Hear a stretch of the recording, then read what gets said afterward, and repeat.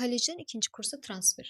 Yəni belə bir suallarda oxudum, mənə də çox maraqlı gəldi ki, bu necə ola bilər? Ümumiyyətlə kolleci bitirmişəm, yenə də xaricdə təhsil ala bilərəmmi? Belə suallar da var idi. Bəli, əlbəttə kolleci bitirən subbakalavr dərəcəsi verilir.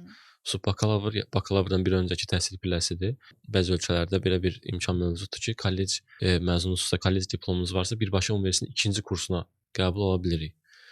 Belə bir imkan vardır. Çünki birinci kursda belə deyim, verəcəyiniz dərsləri, keçəcəyiniz dərsləri kollecdə keçdiyiniz üçün ona görə birbaşa ikinci kursa qəbul ola bilirsiniz. Təbii ki, hər yerə aid deyil, bəzi ölkələr, bəzi universitetlərə aiddir.